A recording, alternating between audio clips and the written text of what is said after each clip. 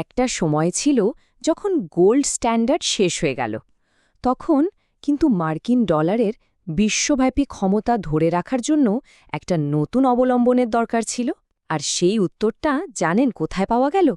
তেলের মধ্যে। হ্যাঁ, সেই তেল যাকে আমরা ব্ল্যাক গোল্ড বা কালো সোনা নামে চিনি।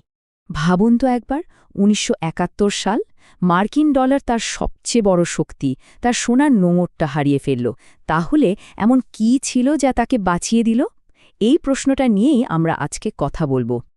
তো চলুন শুরু করা যাক সেই সময়টা থেকে যখন ডলারের স্থিতিশীলতা নিয়ে চারদিকে একটা বড় প্রশ্ন উঠে গিয়েছিল। আচ্ছা, ডলারের এই সংকটের শুরুটা বুঝতে হলে আমাদের কিন্তু কয়েক দশক পেছনে ফিরে যেতে হবে। দেখুন, ১৯৪৪ সালে যখন গোল্ড স্ট্যান্ডার্ড চালু হলো, তখন মার্কিন ডলার একটা দারুণ শক্ত ভিত্তি পেয়েছিল, আর এর ফলে সারা বিশ্বে একটা অর্থনৈতিক স্থিতিশীলতাও ছিল। কিন্তু ১৯৭১ সালে আসলো সেই বিখ্যাত নিক্সন শক। এই এক ঘোষণায় ডলারকে সোনায় রূপান্তর করার যে ব্যবস্থাটা ছিল সেটা একেবারে বন্ধ করে দেওয়া হলো। আর ঠিক তারপরেই ১৯৭৪ সালে একটা যুগান্তকারী চুক্তির মাধ্যমে জন্ম হল পেট্রো ডলার সিস্টেমের। তো এর ফলে কি হলো? সারা বিশ্ব একটা একদম নতুন ধরনের আর্থিক ব্যবস্থায় ঢুকে পড়ল, যেটার নাম হল ফিয়াট কারেন্সি সিস্টেম। মানে এখন থেকে কোনো দেশের মুদ্রার দাম আর সোনা বা অন্য কোনো বাস্তব সম্পদের উপর নির্ভর করবে না। এর দাম নির্ভর করবে শুধুমাত্র সেই দেশের সরকারের প্রতিশ্রুতির ওপর। মানে পুরো ব্যাপারটা দাঁড়িয়ে গেল স্রেফ বিশ্বাসের ওপর। সোনার মতো এমন একটা শক্ত খুঁটি ছাড়া মার্কিন ডলার কিন্তু একটা বিরাট আস্থার সংকটে পড়ে গেল। তার যে বিশ্বজোড়া আর্থিক দাপট, সেটাও মারাত্মক হুমকির মুখে। আমেরিকার সামনে তখন সবচেয়ে বড় চ্যালেঞ্জটাই ছিল এটা, কিভাবে নিশ্চিত করা যায় যে সারা দুনিয়া আগের মতোই তার ডলারের ওপর ভরসা করবে আর এর প্রয়োজনটাও বুঝবে। আর ঠিক এখানেই আসলো সেই অত্যন্ত চতুর আর কৌশলগত সমাধানটা কি? ডলারের ভাগ্যকে জুড়ে দেওয়া হলো বিশ্বের সবচেয়ে জরুরি পণ্যের সাথে, মানে তেলের সাথে। তাহলে এই পেট্রোডলার সিস্টেমটা আসলে কি? সোজা কথায়, এটা হলো এমন একটা গ্লোবাল অ্যারেঞ্জমেন্ট যেখানে বিশ্বের সবচেয়ে ভাইটাল জিনিস, মানে তেল, সেটার দাম ঠিক করা হবে এবং কেনা-বেচা হবে শুধুমাত্র মার্কিন ডলারে। এই সিস্টেমটার কার্যকারিতাটা কিন্তু একদম সহজ, কিন্তু কি প্রচণ্ড প্রভাবশালী। ভাবুন একবার, প্রত্যেকটা দেশের অর্থনীতির জন্য তেল তো লাগবেই, তাই না? এটা তো লাইফ প্লটের মতো। এরপর পৃথিবীর সব বড় বড় তেল উৎপাদনকারী দেশগুলো রাজি হলো যে তারা শুধু মার্কিন ডলারেই তেল বেচবে। এর ফল কি হলো? যে কোনো দেশকে তেল কিনতে হলেই তাকে আগে মার্কিন ডলার জোগাড় করতে হবে। আর এভাবেই ডলারের জন্য একটা কৃত্রিম কিন্তু লাগাতার বিশ্বব্যাপী চাহিদা তৈরি হয়ে গেল। আর এই পুরো সিস্টেমের মূলে ছিল একটা অত্যন্ত গুরুত্বপূর্ণ চুক্তি। চুক্তিটা হয়েছিল আমেরিকা আর সৌদি আরবের মধ্যে। ১৯৭৪ সালের এই চুক্তিটা ছিল একটা classic give and take policy. America Saudi আরবকে কথা দিল যে তারা সব রকম সামরিক সুরক্ষা আর রাজনৈতিক সাপোর্ট দেবে। আর বিনিময়ে সৌদি আরব কি দিল? তারা দুটো জিনিস করতে রাজি হল। এক, তাদের সমস্ত তেলের দাম ডলারে ঠিক করবে, আর দুই, তোল বেচে যে লাভ হবে সেটা আবার আমেরিকার ট্রেজারি বন্ডে বিনিয়োগ করবে। আর এই ব্যবস্থাটাই পরিচিতি পেল পেট্রো ডলার রিসাইক্লিং নামে।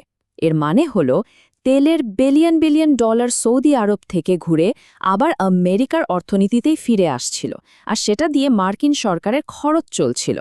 মানে কি দারুণ একটা চক্র তৈরি করা হলো, যা আমেরিকার জন্য ছিল ভীষণ লাভজনক। আচ্ছা, এবার তাহলে দেখা যাক এই সিস্টেমটা আমেরিকাকে ঠিক কি কি বিশাল অর্থনৈতিক আর ভূ-রাজনৈতিক সুবিধা এনে দিয়েছিল। ফ্রান্সের তৎকালীন অর্থমন্ত্রী ভ্যালেরি জিসকার্ড ডিস্ট্যাং এই ব্যাপারটাকে একটা দারুণ নামে ডেকেছিলেন, দ্য এক্সরবিটেন্ট প্রিভিলেজ, বা বলা যেতে পারে এক অকল্পনীয় বিশেষ সুবিধা।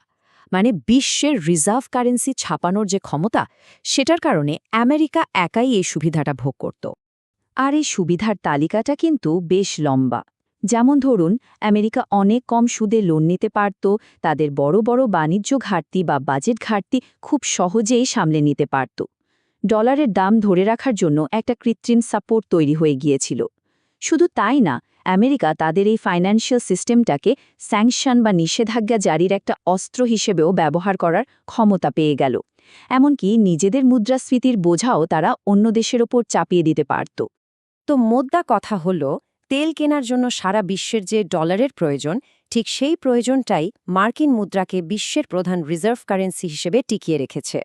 এক কথায় বলতে গেলে বিশ্বের জ্বালানি নিরাপত্তা আর মার্কিন ডলার হাতে রাখা দুটো যেন একই ব্যাপার হয়ে দাঁড়িয়েছিল। কিন্তু এখন চলুন বর্তমান সময়ের দিকে তাকাই, দেখি কোন চ্যালেঞ্জগুলো এই প্রায় 50 বছরের পুরনো সিস্টেমটাকে নাড়িয়ে দিতে পারে। দেখুন, একদিকে আছে পেট্রোডলারের দুনিয়াটা, যেখানে গ্লোবাল ট্রেড চলে ডলারে, আর আমেরিকা সুইফটের মতো ফিনান্সিয়াল সিস্টেমগুলো কন্ট্রোল করে। আর তার ঠিক উল্টো দিকে একটা নতুন ট্রেন্ড জোরদার হচ্ছে, যেটাকে বলা হচ্ছে ডলারাইজেশন।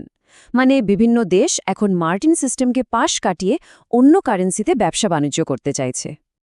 আর এই চ্যালেঞ্জারদের তালিকায় কারা আছে? প্রথমেই বলতে হয় ব্রিক্স জোটের কথা, মানে Brazil, Russia, India, China, south Africa. এরা সবাই ডলারের বিকল্প খুঁজছে। বড় বড় তেলের ডিলগুলোও এখন আর শুধু ডলারে নয়, চীনের ইউয়ান বা অন্য কারেন্সিতেও হচ্ছে। এর সাথে যোগ হয়েছে রিনিউয়েবল এনার্জি বা নবায়নযোগ্য শক্তির উত্থান, যা তেল আর টাকার সে পুরনো সম্পর্কটাকে দুর্বল করে দিচ্ছে। আর সবশেষে ডিসেন্ট্রালাইজড ডিজিটাল কারেন্সি তো একটা সম্পূর্ণ নতুন সম্ভাবনার দরজা খুলে দিচ্ছে। তাই শেষে গিয়ে একটা বড় প্রশ্ন কিন্তু থেকেই যাচ্ছে, আমাদের এনার্জি বা শক্তির উৎস যেভাবে বদলে যাচ্ছে, তার সাথে পাল্লা দিয়ে কি আমাদের অর্থের সংজ্ঞাও বদলে যাবে? পেট্রোডলারের পরের বিশ্বে অর্থনৈতিক ব্যবস্থাটা ঠিক কেমন হবে, তার উত্তর হয়তো সময়ই আমাদের দেবে।